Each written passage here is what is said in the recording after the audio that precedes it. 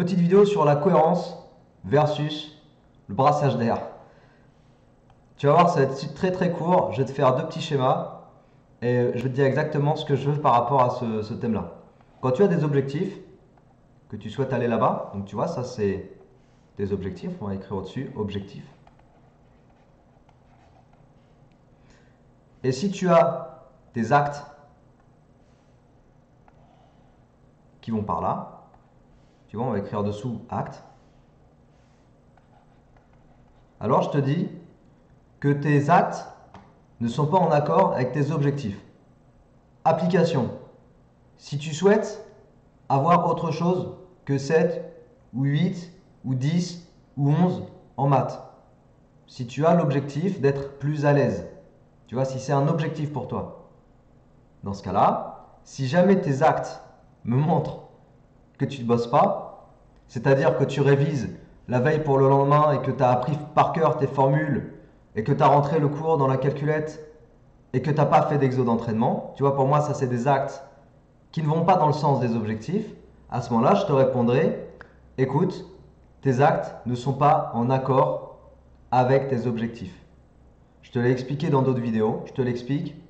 Si tu veux avoir des notes correctes, c'est-à-dire, on va dire, allez, au-dessus de 13, au-dessus de 12, mais 12, 13, pour moi, tu es encore... tu peux passer au-dessus pour être vraiment à l'aise. Si tu veux avoir des notes correctes, on va fixer la barre haute, d'accord? Fixons des objectifs sérieux et solides. Si tu veux avoir au-dessus de 14, des notes vraiment correctes, être tranquille et serein dans ta tête. Si ça, c'est un objectif pour toi, il faut que tes actes soient cohérents. Donc, il faut que tu aies cette configuration-là. Objectif. On va écrire au-dessus, hein, objectif. Et ensuite, acte. Ça doit aller dans le même sens. Ok? Une vidéo que j'ai fait où je te parle de l'importance du brouillon, tu te souviens? Tu l'as peut-être pas vu. Si tu l'as pas vu, je te conseille de la visionner. Dans cette vidéo, je te dis, montre-moi tes brouillons, je te dirai comment tu as travaillé. Si on est dans la configuration 1 et que tu me montres la moitié d'une feuille de brouillon avec tes exos d'entraînement avant le contrôle, là clairement, je vais dire ouais, on est ici. C'est-à-dire que ton objectif de taper plus que 14 n'est pas en accord avec ton acte. Et dans ce cas-là, regarde. Dans ce cas-là, en fait, on brasse de l'air. On est comme un ventilateur. On parle beaucoup, on dit ouais, j'espère que ça va bien se passer. J'ai vraiment fait en sorte que ça se passe bien. J'ai bossé, j'ai appris par cœur. J'ai rentré dans ma calculatrice le cours. J'ai tout fait. Moi, je te dis là, on brasse de l'air. Tu comprends? On se raconte des histoires si tu préfères. On essaie de se convaincre, tu vois. Mais quand on le dit, même en le disant, on n'y croit pas trop. Parce qu'en vérité, on sait que ça va pas bien se passer. Après, je respecte beaucoup l'élève qui me dit, moi je prends un 7 et j'en ai rien à faire. 7, ça me va. Et puis même si c'est 2, ça me va. Et moi, il n'y a pas de problème avec ça. Tu sais, je suis pas un fanat des notes, hein. Le système de notation et tout comme on a dans les écoles, à la limite, je te dirais, il y a d'autres systèmes qui existent. Mais disons que celui qui a pour objectif de passer à un certain niveau de notes et qui me dit qu'il a juste bossé 2 heures, appris par cœur, rentré ses formules dans la calculette, qu'il a fait 2 exos d'entraînement et puis ça allait bien, voilà, là je te dis, on se raconte des histoires, on est en train de brasser de l'air. Celui qui me dit, écoute, moi, ton histoire de maîtrise de la stratégie, ça m'a parlé. Je veux 18, tu vois, ou je veux 15, ou je veux 14, on s'en fiche, t'as un objectif. T'as un objectif, peu importe l'objectif. Et que ton objectif, il est en accord avec tes actes, c'est-à-dire que tu dis, j'ai l'objectif de taper tel niveau de note, et j'ai fait tout ça d'exo classique, tout ça d'exo synthèse, et voilà mes brouillons. Et tu montres une pile de feuilles, bam. Là, je te dis, ok. Ta note, peut-être qu'elle ne reflètera pas ton objectif. Ok? Du premier coup, peut-être que ça ne va pas bien se passer. Mais en tout cas, tu es cohérent. Donc c'est là que j'en reviens à ce que je t'ai mis en intro. Ici, là, tu es cohérent. Là, en fait, tu as un alignement. Tu as vu, en fait, ça ressemble un peu à des vecteurs. Si tu as déjà passé la classe de seconde en maths, tu as vu, j'ai fait un peu des vecteurs, en fait. Il manque juste les flèches, là, sur objectif et axe.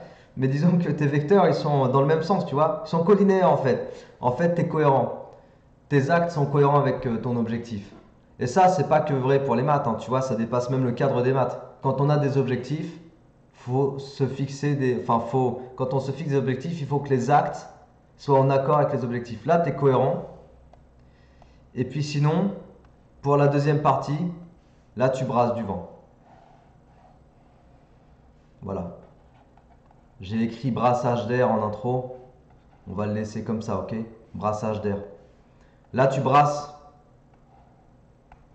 Et c'est pas pour être méchant, c'est juste pour être réaliste. En maths, si tu brasses de l'air, ou en physique chimie, hein, c'est pareil. Maths, physique chimie. Si tu brasses de l'air, si tu te racontes des histoires, si tu te dis, j'ai fait 2 exos et j'ai appris par cœur mes formules, je suis prêt pour le contrôle, sache que tu es en train de te raconter des histoires. D'accord? Et c'est pas méchant, et c'est pas contre toi. C'est juste pour te dire qu'en maths, en physique chimie, vu que ça fonctionne pas comme ça, la sanction elle va être directe et immédiate. Ou bien ça va passer parce que tu vas avoir un coup de chance. Ou bien ton contrôle va être annulé à la dernière minute parce que le prof est absent. Ou bien tu vas tomber sur un truc ultra simple. Là, ça passe.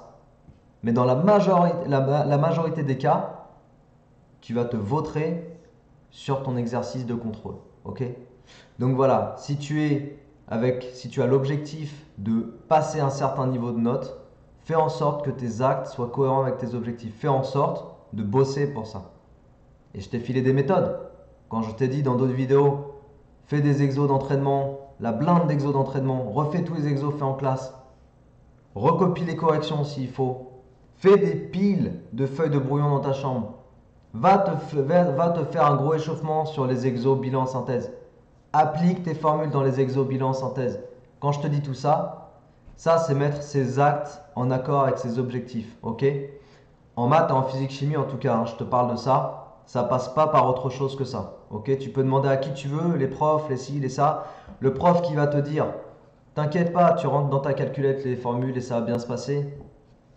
Je pense qu'il se moque de toi. Je pense qu'il se moque de toi. Ok? Voilà, donc c'était une petite vidéo pour t'illustrer de façon rigolote avec un ventilateur et avec le Ironman la différence entre brasser de l'air et être cohérent. Voilà. Donc je m'arrête là. J'espère que ça t'a plu. Au moins que tu as souri un petit peu, tu vois, parce que je trouve que c'est marrant la superposition de tes images. Peut-être que je suis le seul à rigoler aussi.